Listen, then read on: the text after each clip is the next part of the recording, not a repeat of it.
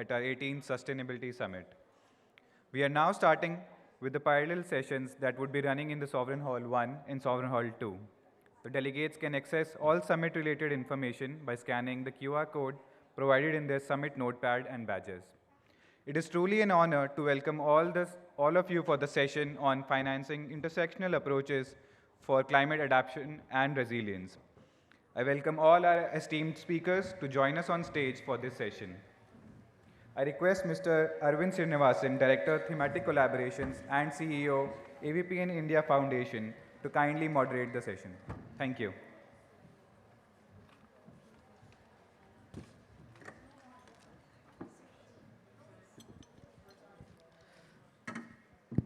Thank you, and thanks to the CII team for inviting us, and thank you for all the panelists who have joined us today, and for the delegates as well.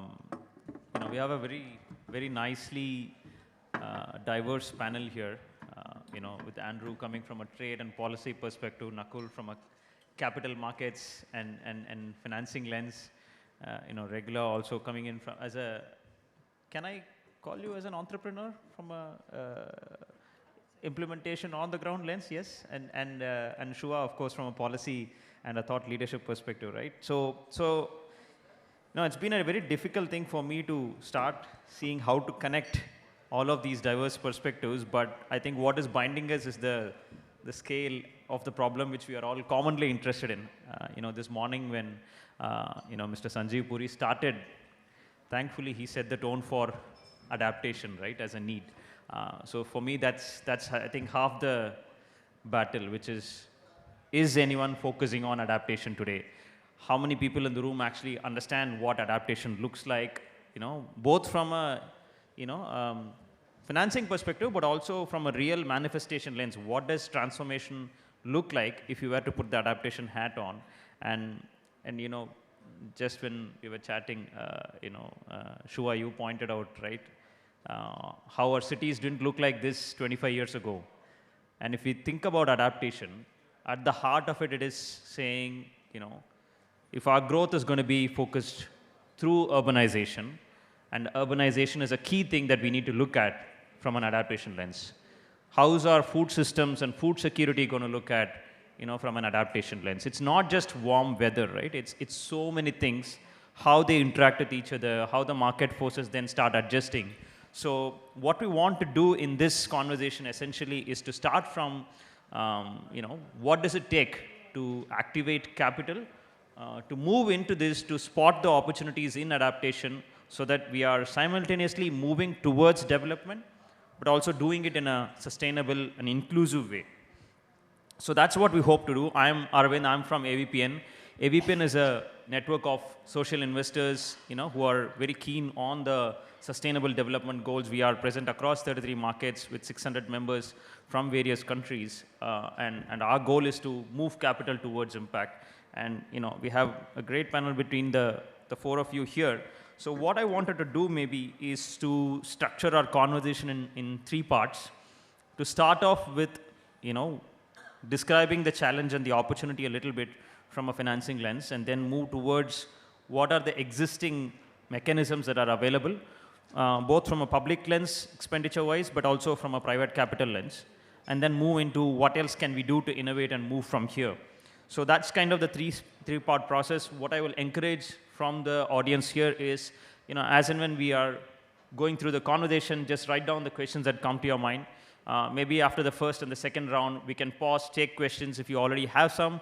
Otherwise, we'll do the third round and then come back to the audience as well. So that's kind of, how we are thinking. So I think we are starting at 12:10, so we'll have that hour for us. So without any more introductions, then I will move and start with you, Shua. You're working very closely with the Indian government and have a lot of experience also from a policy lens. So, from your perspective, I think the first question is, I know there's this really interesting and really, innovative mapping exercise that you're doing. But generally, from the leadership that India is showing on the energy transition and the energy access to also now on the adaptation side, what do you see as that leadership that we can actually, take forward for the rest of the world? Hi, thanks, Arvind, and good afternoon to everybody. Happy to be here at a CI event. I'm Shuvara. I head new initiatives at the Council on Energy, Environment, and Water. I'm a part of the CEO's Foresight team, and I also am our G20 coordinator. And so we've had a lot of in-depth experience with India's G20 presidency going on right now. Before I get into what is adaptation, I would like to state what is vulnerability. And vulnerability is a factor of the exposure and the sensitivity and the adaptive capacity that any entity has. So for example, to give a very small example, if you're inside the house and it's raining versus you're outside the house and it's raining, so your exposure to the rain is different. If you're going to get a chance to come back inside the house, your sensitivity will change versus if you're continuing to be in the rain for a long time. And so on and so forth for the adaptive capacity. So not in the exact same circumstance also, different entities have different vulnerabilities. And which is why it's very important for us to look at adaptive capacity customized to each of these vulnerabilities in the same city, in the same crisis, in the same disaster, whatever you want to call it. CW has been working for several years in this area, and we are making India's first climate risk atlas, and arguably Asia's first climate risk atlas, in which we have started mapping the districts of India at a 25-kilometer radius for three types of hazards, as we call it. It doesn't become a disaster till something happens. So that's floods, droughts, and cyclones. And we are seeing some very, very interesting trends, starting with the fact that 80% of India's 766 districts are extreme climate hotspots. The other 20% are also at high risk, but they're not at extreme risk, so no need to relax that 20% may be safe, they're not. We also are seeing, and this is based on 50 years data. So this data was there with the meteorological department. It's been tracked by ISRO and such as well. The disaster management, the NDMA, the National Disaster Management Agency, also tracks certain data. What was not done was see the trend of these things. And then when we see the trend is where your adaptability comes in, where we are seeing that areas where there were droughts are now have flooding and vice versa. And that directly impacts your city, your urban areas, your agriculture, your industrialization that exists over there. So a couple of interesting things that India has done. In 2019, we set up the Coalition for Disaster Resilient Infrastructure. It's a multilateral strategic entity. It's a UN-recognized body. Now it has several members, including countries and international organizations.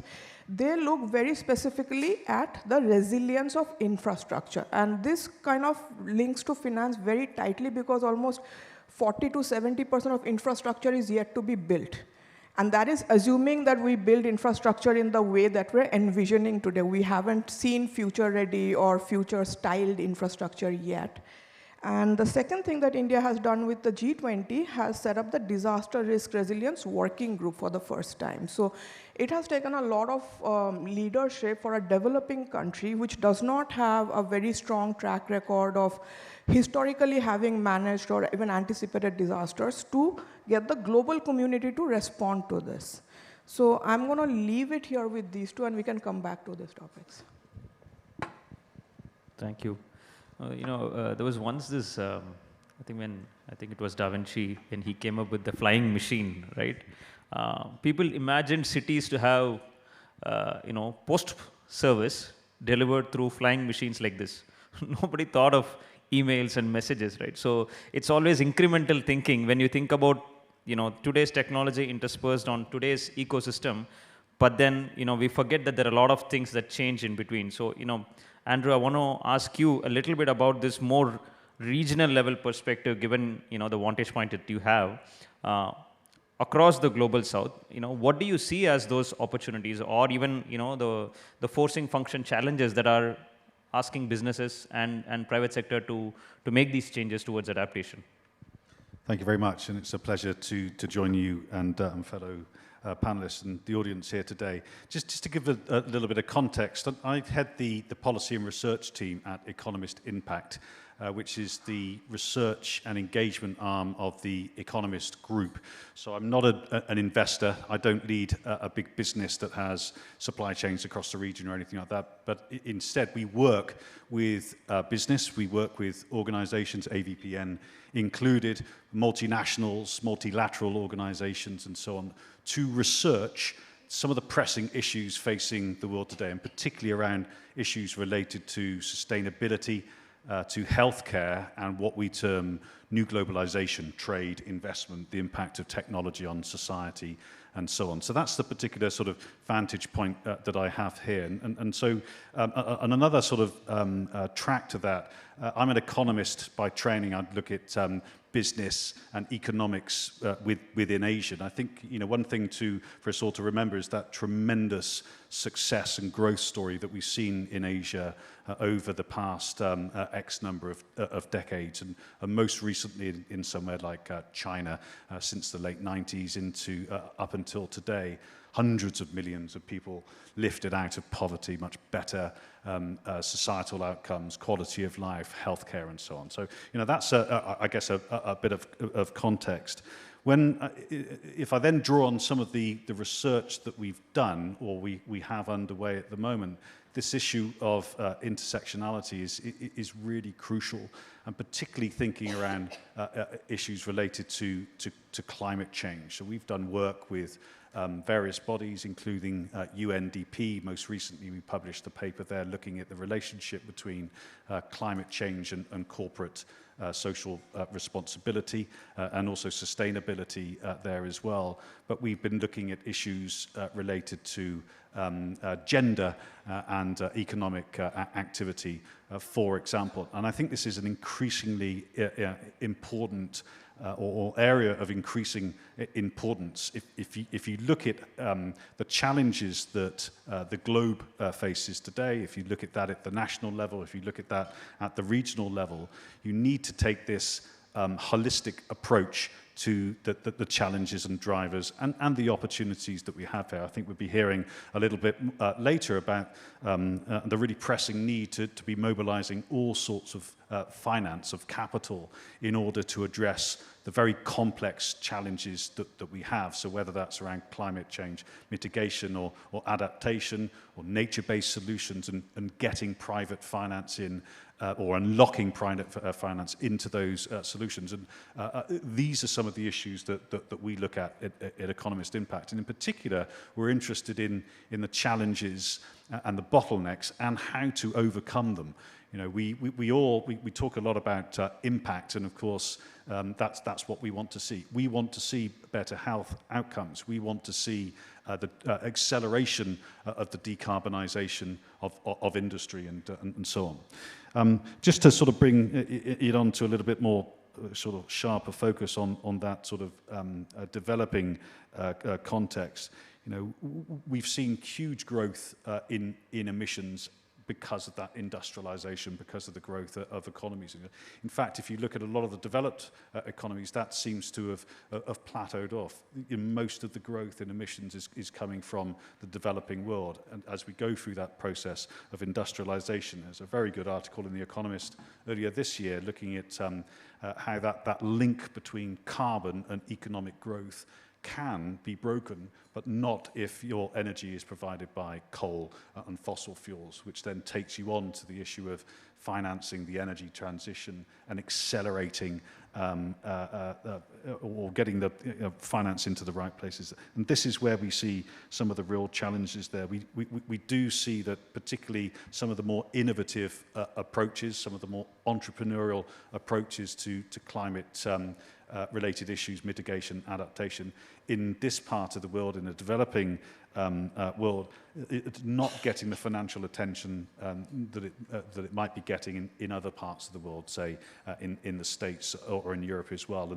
And this is, I think, a specific challenge that we need to be aware of. One final point that I think I'll mention here is that you know, firms within a region, this is, you know, we're at the B20, we're talking about business. I think firms within the region face increasing risk if they don't look to change the way that they operate. Business as usual, as we all know, is something that can't continue. These firms within the region will be facing increasing compliance and legal risks, not least from their partners that may be headquartered in the European Union or in the United States as well. So it's very much within the interest of firms in the region to look for and adopt innovative approaches to deal with the challenges of climate and everything else that we see within society as well. So maybe I'll just take a pause there and we can come back to it later on. No, thank you. I think there were, I found 3 things worth double-clicking into even more. The word that you used, intersectionality. The second is the transition. And the third is the different forms of capital, right? So there are 3 things here. I think you said it as intersectionality. Shubha, you started by defining this as vulnerability. So one is, how is this manifesting from a human perspective, right? All life on Earth, not just humans, maybe, the animal kingdom as well as the flora as well. Now, if you were to put on that hat of intersectionality and, from your business perspective, like you said, Andrew, ultimately it comes down to businesses, and businesses, not just big businesses, but small businesses, small and medium enterprises as well. What does this transition journey look like for them? Like, what is the challenges in getting that financing to move us over this? Because, we have 2 pathways. One is we do the exact same development paradigm, which you defined as carbon and economic growth linked, or there's a new paradigm in which we de-link the carbon emissions and the economic growth. From your perspective, what are the challenges that you see in that transition and from that intersectionality lens? Thank you very much, and thanks for having me. Maybe just a quick introduction of what we do. So Circular Capital is a leading investment manager who focuses on high growth markets, particularly South and Southeast Asia and Latin America, Caribbean, in the area of plastic pollution prevention. We invest in scalable supply chains which can recover material as well as then recycle material and bring any sorts of material back into the circular economy. Often it is seen as an environmental problem, right? But actually when we look at the intersection of climate and change or climate and health, it's actually a social problem as well, as much as it is an environmental issue or challenge. And there we see obviously quite a lack of capital going into a very systemic approach. Now, what I see not only in plastic recycling industry or in the circular economy, but generally in getting access to capital for MSMEs, particularly also in Asia, what our focus is really lack of transparency first and foremost. When we look at the local markets, the local financial industry, they're generally not very prone to provide capital to these MSMEs. When we talk about MSMEs in general, but then when we talk about gender-specific MSMEs, it gets even worse. Most of these businesses would have to bring collateral, which they often cannot do, so we need to find different ways of actually allowing them to provide collateral. 50 to 70% of MSMEs in Asia actually do not have the collateral they should supposed to bring to the banks for them to finance. Another key area is really lack of capital from international markets. Here particularly also when I look at the plastic pollution or plastic recycling industry, this is a nascent industry which historically has been underfunded because of lack of pipeline, the lack of understanding that this is actually quite a good investment area or an industry to invest in, and so the institutional capital generally doesn't move into the markets. If there's no understanding of a baseline, how can we even track ESG or impact? So really building a robust industry with baseline data, with pipeline, with evidence-based track record for the institutional capital to come in so that they can actually understand the impact they have on a social and environmental side, but also from a financial bottom line perspective. And here, particularly in industries, when we talk about the energy or just transition, and it is about blended finance mechanisms, which are really needed, and it is about public-private partnerships whereby we come up with green bonds or ESG or SDG-linked bonds, etc., to bring in additional capital and to de-risk ultimately some of the institutional investors' capital. But that's just in a nutshell. But I think generally SMSE, small and mid-sized enterprises, they need additional beyond capital. They need capacity building. They need access to the supply chains of the large multinational brands, right? To sell into. They need technical assistance. They need networking opportunities beyond just capital. No, thank you. I think you also again come back to this whole forms of capital point, right? Like blended forms of capital that we can deploy, but also the three challenges that you said around transparency, around collateral, but also the kind of funding that you need to grow the organizations as well. So Nakul, on that basis, I wanted to get your view. I don't know if your firm invests in smaller organizations, but what do you see as the clear economic opportunity here to be investing in adaptation as just pure business sense? Thank you. It's a pleasure to be here, and it's fascinating to be among panelists who bring a depth that is outstanding. I think I want to take a step back and reiterate that climate is unlike any other classification.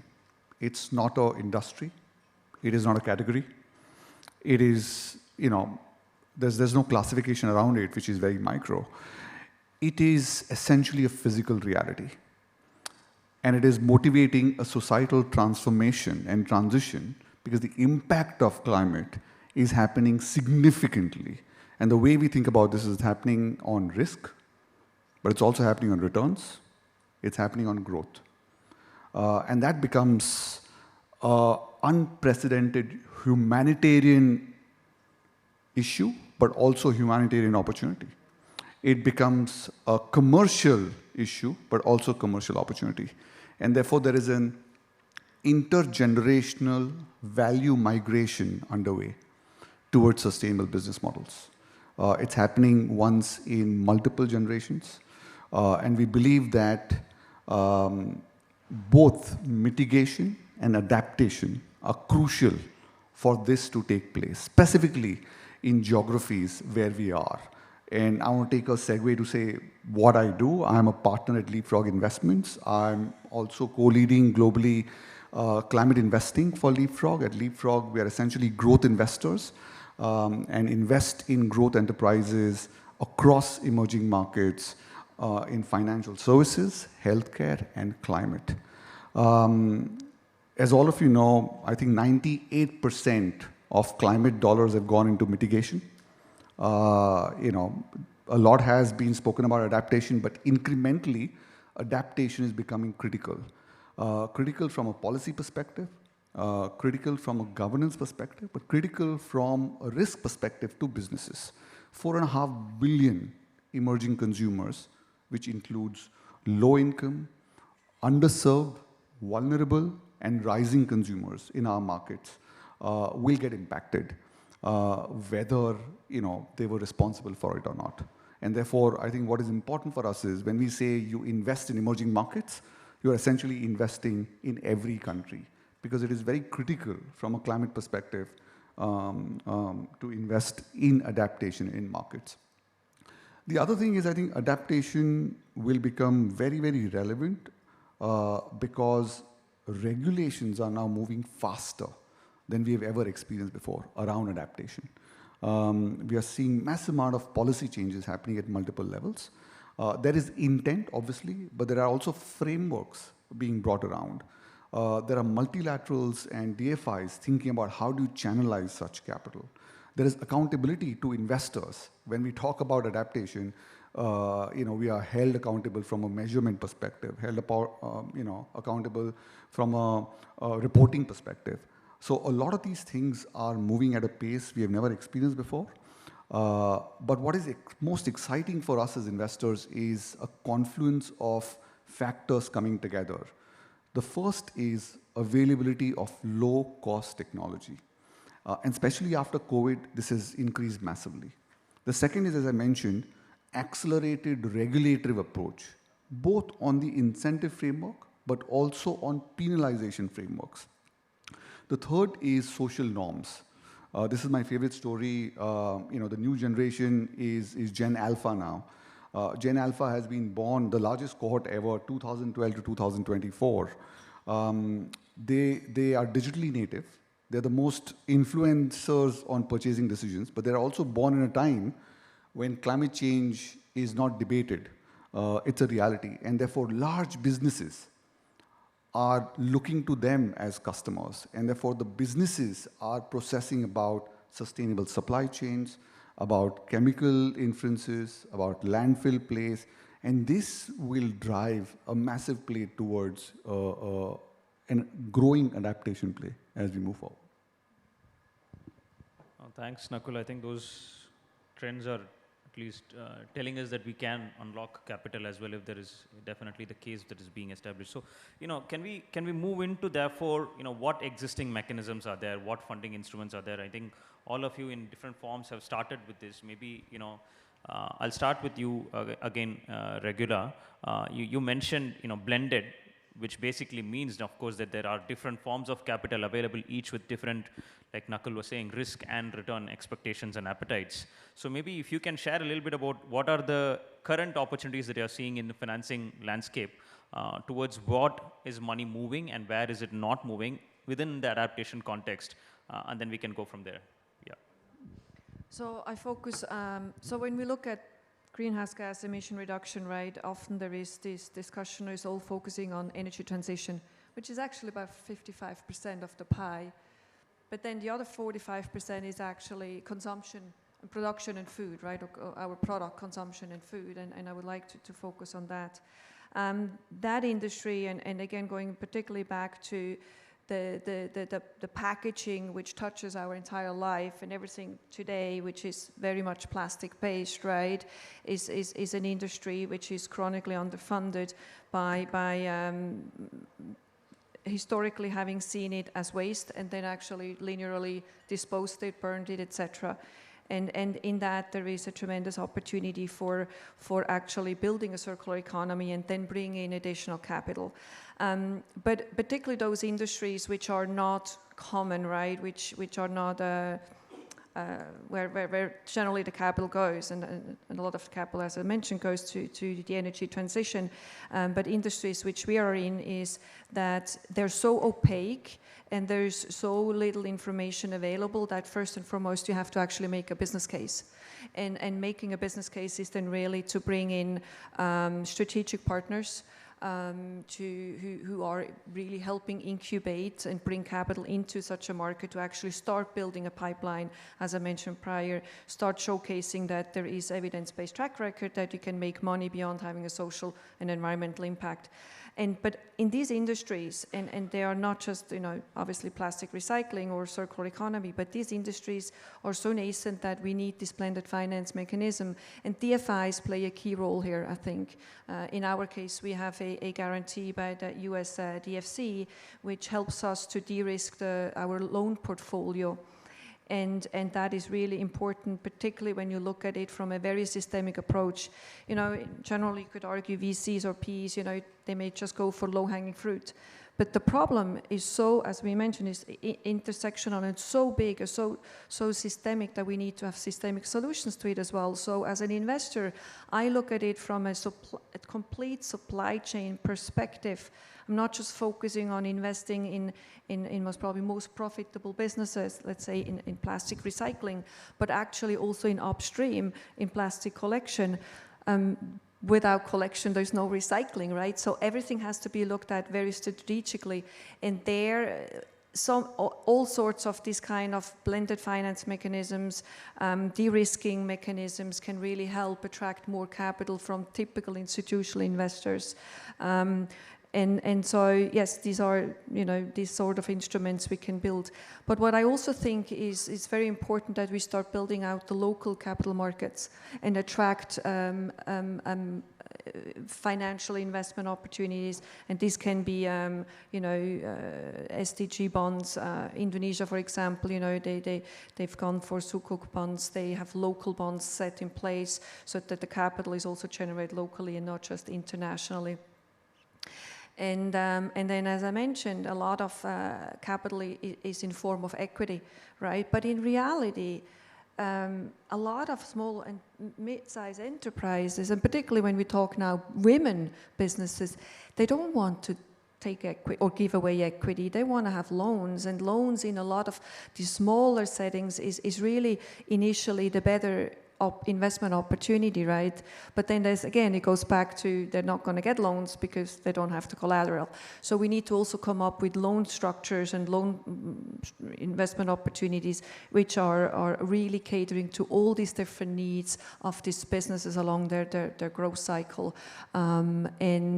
with the respective different kind of collaterals they need or need to provide, with de-risking mechanisms, etc. And that's, I think, the only way to go. Think differently, think local, and make sure that beyond the capital mechanisms we put in place, they have all the necessary to support to also grow their businesses.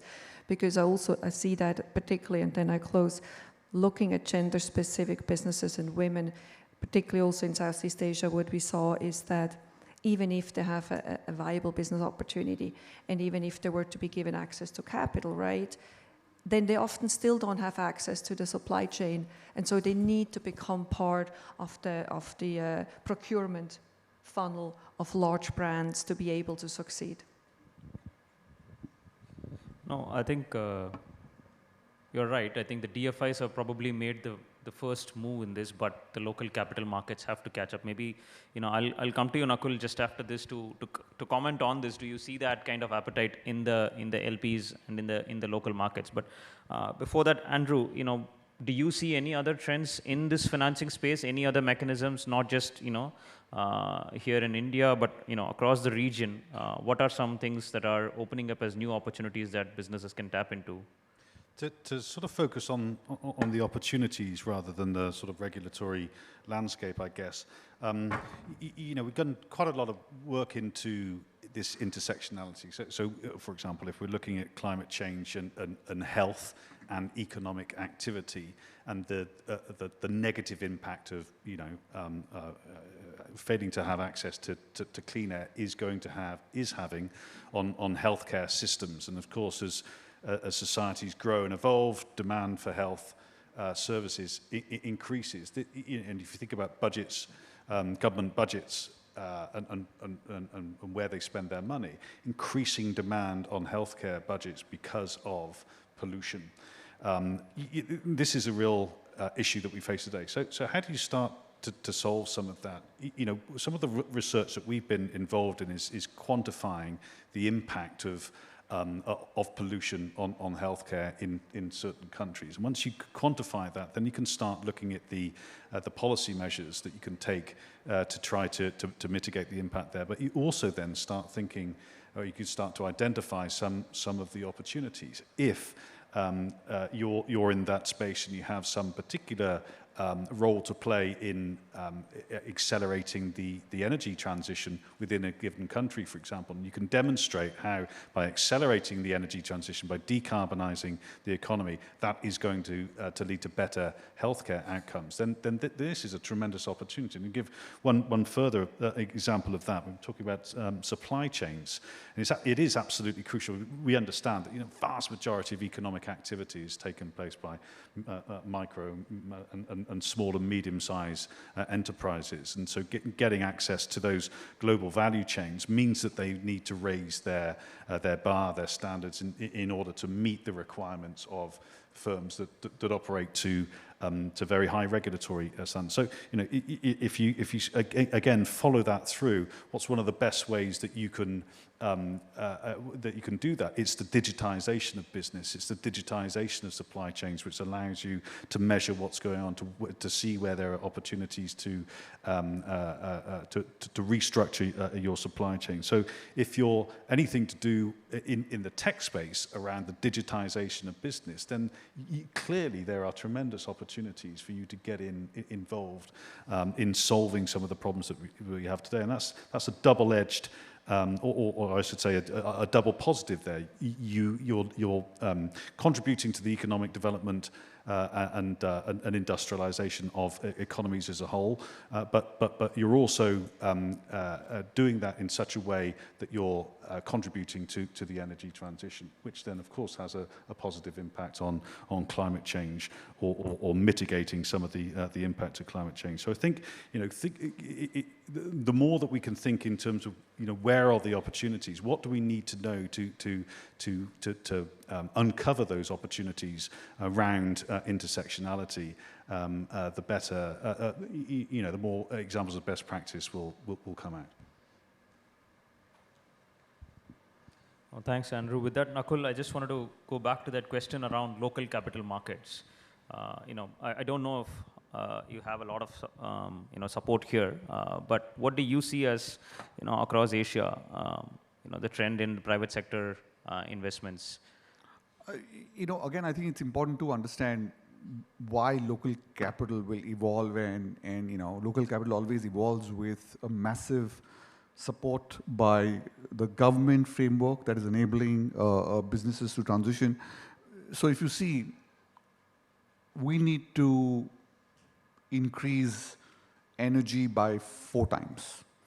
We need to move, increase our grid lines from, I think, 20 million to 200 million kilometers. I'm talking about global scenarios. We need to move electric vehicles from 25 million to 1 billion.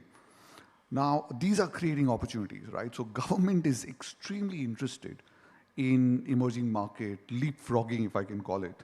And therefore, they want to bring in everything they can to enable this transition. Yes, there are issues, there are barriers, there are realities in terms of speed, but it's happening. And specifically, we have seen this in parts of Southeast Asia, in India recently, where domestic institutional capital is evolving around climate, around sustainability, but also very, very large corporates are addressing this issue on the supply side. And then regulators like SEBI are talking about frameworks for reporting, are talking about frameworks in terms of you know, measurability, accountability. Auditors are trying to embed them in it. We are seeing, and again, this is the point that Regula mentioned about supply chains. If you have a European headquartered large company buying from India,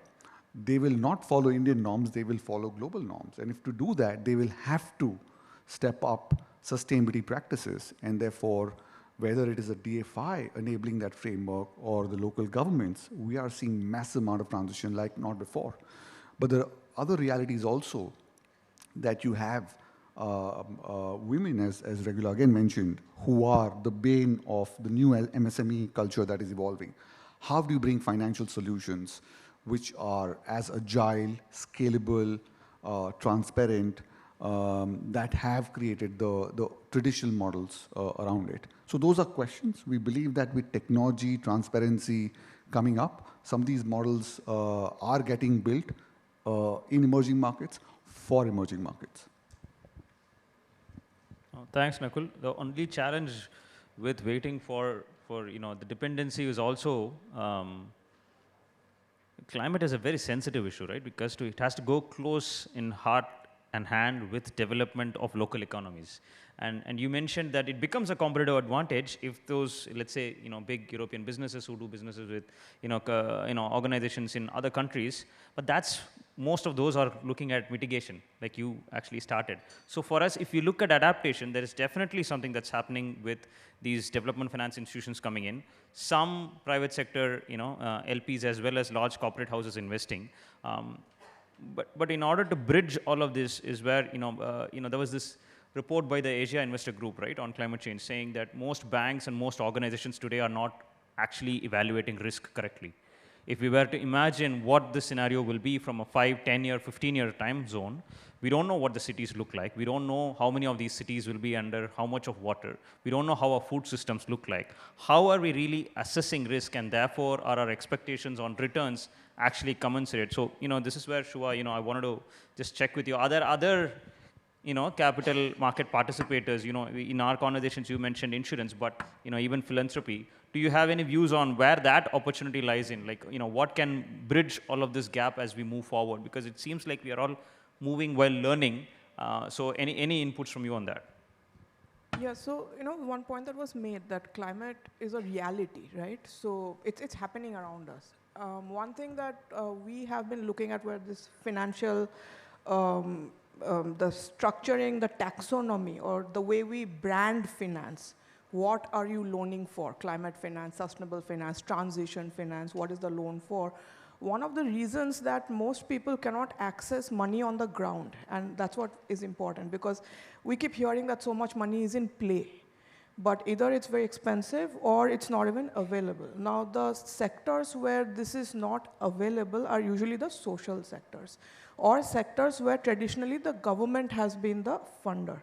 So now if you see the impact of, let's say, climate change that's going on, 52% of India is agricultural.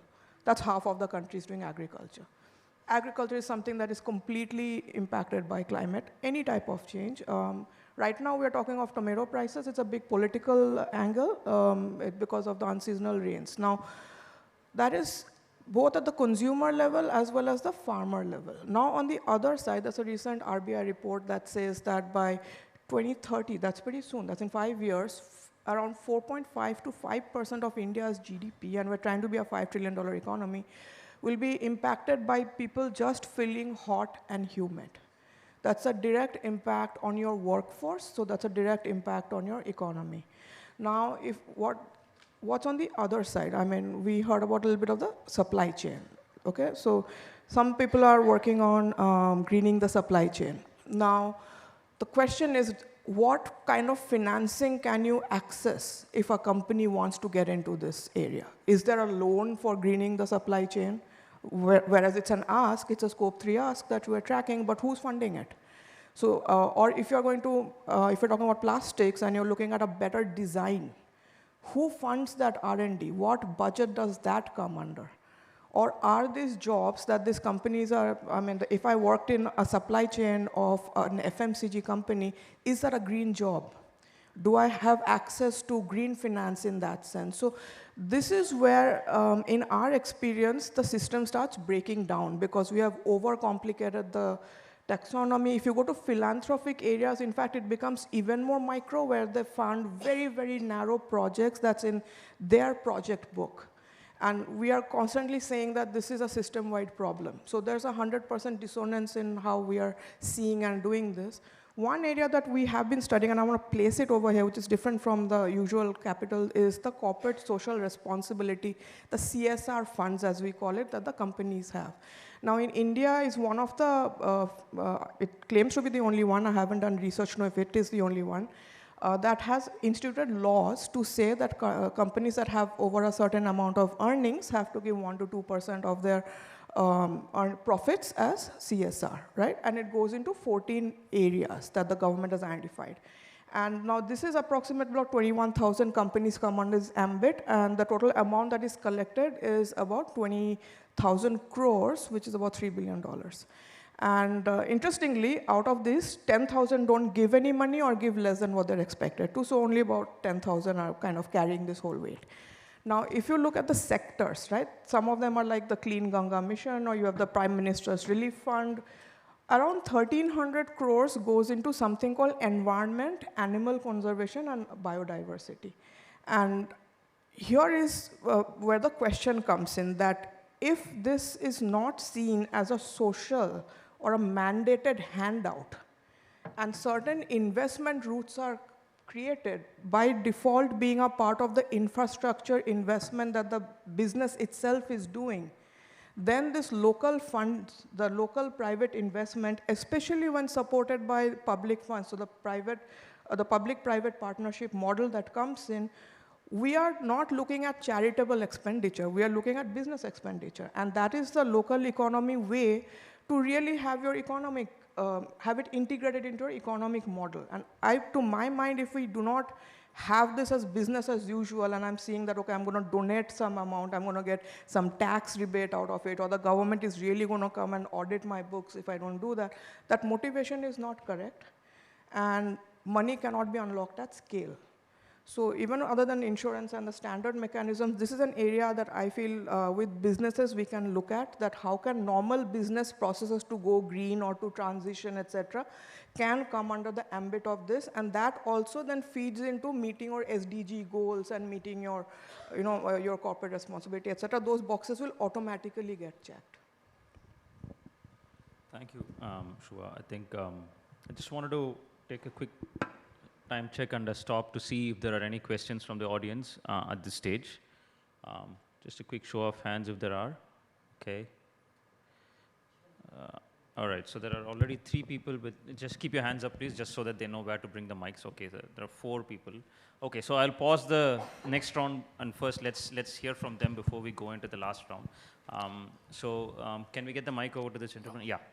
Can you please make your comment a question, specifically if it's comment, then we will pass over, just so that we are making sure that we are using the time to ask questions, hard questions of them. Please go ahead. Thanks. Yeah. Thanks for this opportunity. And as told, I'll keep my question very precise.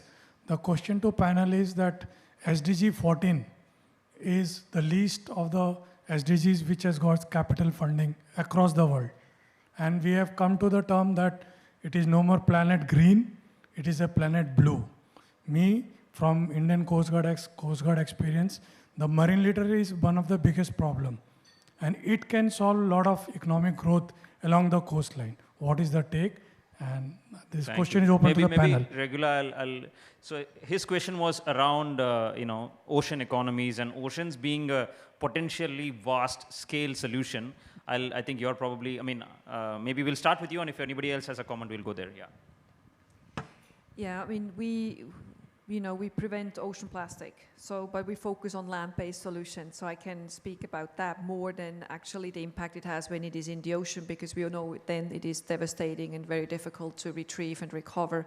And then it goes into our food chain and destroys the ocean and the corals and everything. And so that's why I feel strongly that together with governments in public-private partnerships with the financial industry, we need to really build these systemic infrastructures in high-growth markets to ensure that it is actually not even going into the ocean. Because yes, when you go in India as well as all the other Southeast Asian markets, right? You go to the beaches, you go diving, you see the devastating impact it has, and the impact it has on the fishery and tourism, etc. So in that sense, yes, the protection is absolutely critical. But I truly believe we have to do it on land, and it is almost too late once it is in the waterways. Thank you. Just to add to that, India's G20 presidency has approved the high-level principles on blue economy, which includes marine litter, but it also includes another important thing, which is spatial mapping of the waters.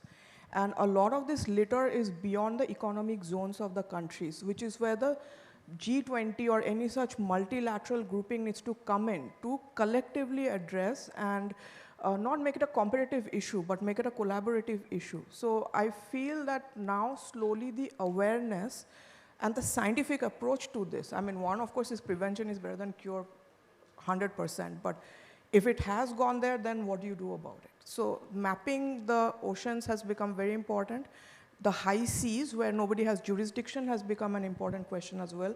Who's monitoring those? And then finally we go to how to collect and retrieve or prevent and so on and so forth. Just a quick comment from me, because we share your concern in the oceans. We've had something called the World Ocean Summit going on for a number of years now, and from that we have the World Ocean Initiative. As a spin-off from that, in Bangkok in October, we have our Global Plastics Summit, which, to the point around pollution, we've done a lot of work in this area, which you can find online. But the point of this summit is to find solutions or debate challenges that can then feed into the multilateral approaches around plastic pollution. Is it taxation of plastics at source? Is it all around recycling and so on? These are the type of issues that we're looking at. But certainly, I think it's right to bring that spotlight onto the oceans as an incredibly important aspect of all of this. Thank you. Yeah. So there was the 3 other questions. I'll probably take one more. Can I add one question? Sorry, I cannot give the same floor to you. If you will permit me, you can catch up with them again after this. The lunch will be in this room, I'm told. So you can wait. Yes, over to that gentleman over there. Yeah. Thank you. Yeah. So very good afternoon to all of you. So my question is basically to anyone can answer to that. So, the Shua talks about the extreme weather condition, and because of this extreme weather condition, definitely the infrastructure today needs to be more climate resilient. So anyway, if you look at India's, the investment in infrastructure, we are doing hardly, say, 3 to 4% of the GDP, while the requirement is about, say, 8 to 9%. Anyway, there is a gap on that. If we have to build, say, a more climate resilient, the infrastructure, definitely the finance requirement is much more than what it was, in the past. Okay, so in every forum, any kind of, the summit, I hear that there is a, the requirement of, the finance. We need to kind of get some alternate sources. But what is the real, the source of capital available for kind of, for the climate resilient measures, whether it is adaptation or say mitigation? Okay, what is the real source of capital there? So while we talk about much, and second, I have one specific question. Sorry, if I can first get that first question answered, we will give you this. I don't know if any of you already have a preference, or maybe Shua and Regular, both of you mentioned DFIs. So given this is specifically focusing on infrastructure, I wondered if either of you have a point of view on this. So to answer, where are the sources? Now, before that, I would like to ask, what are the incentives for someone to invest in resilient infrastructure, right? And that is what we're trying to explore through CDRI, that if your infrastructure is classified as resilient, is there a premium to that? Or is there any tax rebate you get? Or is there any subsidy that you are given? So what is the sweetener to normal investments coming into this sector? And that is where one thing that we did not discuss in detail was how to map the risk to your infrastructure. So there are 2 parts. What is the cost if you do not make it resilient? So that's where the government comes in, or DFIs come in, and that's sort of the investment guarantee or the starting funding that grows in. But 90 to 94% of this would be privately funded, and that is where your sweeteners come in. And we have a lot of work to do in this area, because banks, etc., want the hard numbers. And we have to quantify that if you invest X amount, you will get Y amount in actual ROI and not notional ROI. So I'm going to say that this area has come into cognizance, and we're working with the government to see if we can have certain PPP models bring this in, with a premium attached to resilience. Thank you. There was another question over there in the back. Yeah, we'll have that question. So I'm told we have only 5 minutes left now, so please make your question quick. The gentleman in the blue jacket over there, yeah. After your question, we'll have like a closing remarks from each of you, and if we still have time left, I'll come to that other gentleman over there. Yeah. Thank you. Yeah, thanks. My name is Rajesh. I head sustainability at AU Small Finance Bank. So what we realized over time, and then I'll come to the question again, that mitigation is a global phenomenon. Like whatever we do here, it impacts the entire globe. But then adaptation is a local phenomenon. And it is very, very important to make people realize this is happening. And global problem, probably, they cannot have local solutions. So probably that also we are working on. So I'll come to that, what we are doing as a bank, that, and then that spins off my question as well. So can you go to the question directly, please? Okay. Sorry. Yeah, okay. So my question is, we are a bank based out in Rajasthan. So Rajasthan has a lot of climate-related issues. So anything or any steps taken around that, to take care of desert area. So I'm just keen that any The question is about adaptation part of it. specifically looking at deserts. Specifically looking at deserts, yes, because there is a lot of change where India is a rain-fed area, right? Okay. Rain-fed So I'm platform. not sure if any of you have specific expertise. Maybe Shuva from your mapping. I Yes. just want to say Thank very you. quickly, because we're working with the Rajasthan government on sustainable agriculture. So that's resilient agriculture. So the state is coming up with the state action plan on that. So what do you do in drought conditions in a desert? That is different. I mean, a normal desert and then.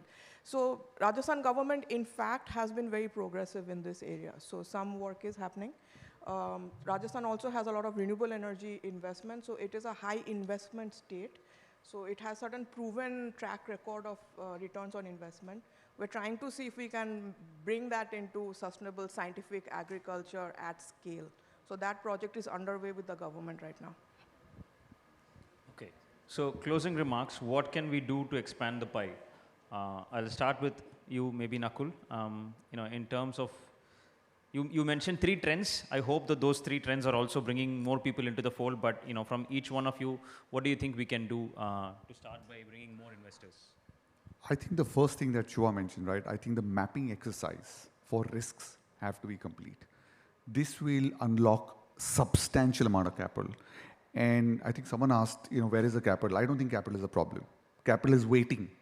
It is waiting to come. But the problem is, it doesn't know if it comes, what will be the incentive that will be given to it, how long will it take, and where should it go? And that's where I think a lot of governments are trying to map it. And it'll take some time because mapping is not a very simple exercise, right? There are priorities, there are short-term priorities, long-term priorities. There are also large multilateral philanthropic organization, blended finance organization trying to understand where their capital will make the largest amount of difference. And again, as Shua mentioned, right, some of these are very, very micro. They are now understanding how that micro has to move towards macro. And eventually, there is a market mechanism which will play its role, government will play its role. And I think one of you also mentioned very rightly, mitigation is global, adaptation is local. That's how it will remain. But best practices and collaboration is now happening. So again, we are very hopeful. Someone told me I peddle optimism, but I think that is what works. From a climate change perspective, we believe that we'll see a lot of blended finance becoming more mainstream. And that is really exciting going forward. Andrew, if I can ask you next. Sure. I guess at the big global level, very clear that we need a global price for carbon. And I think a lot of these issues start to come into crystal clear focus and the opportunities around that as well. And then right at the other end of the scale, and just sort of touching on some of the work that we've done and picking up on Nakul, what you were saying there, looking at what's going to have impact and where we've played a role within that is some of this mapping, is some of the research into the intersectionality of, say, gender and policies around economic empowerment or health and climate change, and identifying the policies that can have an impact on that as well. So the 2 levels there, global carbon pricing and local identification of areas where targeted investments can have a real impact. Shuva and then regular. Thanks. My comment on this is going to be as both a think tank and an industry person, that I think industry business needs to start having a department called Foresight. I work in Foresight, which is envisioning the world 20 years down, 30 years down, 50 years down, right? And then starting to anticipate change and anticipate that the world will not look the same then. And then what will your business be doing? I see businesses are very focused on today, the ROI today, business as usual as we call it, and that's fair. But a certain amount of money, whatever kind of finance you want to call it, has to be apportioned to building this resilience, mapping the risk, seeing where we are going, and then investing in jobs. You have to staff those roles. You have to staff your value chain. You have to train your value chain. You have to work with the government to change the policies. You have to work internationally. I think India has now set a huge precedent where we are reaching out to the world, and the world has responded. So our industry, our businesses in India, I think now is the time to step up, and we need to build a capacity for thought leadership in addition to production targets, etc.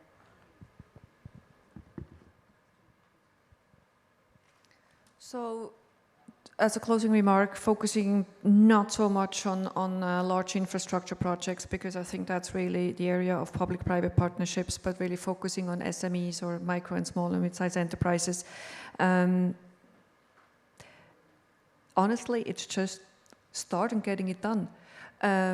You know, figure out what is the area you want to invest in, find strong partners, particularly on the brand side. In our case, we worked with large global brands to pioneer the fund, started raising capital, built a pipeline. That means you have to be out there, you have to look for these opportunities, start thinking about what kind of vehicles do we need, equity, debt, convertibles, what ticket sizes. I think we have to move away from the idea that every investment has to be big. At the end of the day, most of the investments I look at, and whether these are in what we as Circular Capital focus on, or what I support as part of my mentorship roles, is there are other small ticket sizes initially, but as these companies grow and scale, there's more and more investment needed, right? So really just go out there and look for these opportunities. Take risks, start investing, learn, provide additional capacity building, bring in exactly philanthropic capital to build the ecosystems around it. Investors have limitations in where they put the money, right? But when you look at the environmental, the community aspects to it, how we build these communities, how we build the ecosystem, philanthropic capital can come in. So bring that into the value proposition or the vision we have to grow. And then it's just really start executing. What my point is that we can make it very complex and we talk about concepts, or we break it down into very tangible steps and start implementing it, and it can be done. We've seen it in the plastic recycling industry, where 4 years ago it was on the agenda of many, but from an investment perspective it was not. Now there is capital out there, we see it, we have built a tracker where we see more and more capital going in, institutionals are coming in to invest in, there is evidence-based track record, as I said, pipeline is there, we can make money, and the impact is tremendous. So I think it's just really locally or regionally, find a good approach, start implementing it, and actually, it's like the ball starts rolling, actually. For me, it's really just thinking at it, do it, go and learn by doing it. Sorry, it's very long. Thank you. I was just wanted to check if we have time for the other question, or should we have a... No? Okay. So, generally just closing on a very positive note, thank you for, the optimism that both of you exuded. Nakul, you're saying money is there already and regularly. You're also saying, like, let's start moving money first. I think existing money, and then we can build on that momentum. I think a couple of big things to wrap up. One I heard is intersectionality and establishing the use cases, what you were saying, can we create jobs? What is the investment, memo? What is it that makes this a good business case? Secondly, activating, like you were saying, it is a local issue, therefore local capital markets need to play a big role. And thirdly, I think what you mentioned, it has to be supported by some regulatory reinforcement that also brings in, some mandates around carbon pricing, whatever the mechanism may be, but that can also help, put some kind of standards that will help people saying, this is how we price this risk, this is how we price this issue, and therefore what returns can we expect, and therefore which capital is very well suited towards this problem. Yeah. With that, thank you to all four of you for this, and to the CII team, and we will wrap up this panel. Ladies and gentlemen, with this, we end this session. We extend a heartfelt gratitude to our esteemed guest for the insightful discussion. I kindly request all our speakers to gather for a group photograph.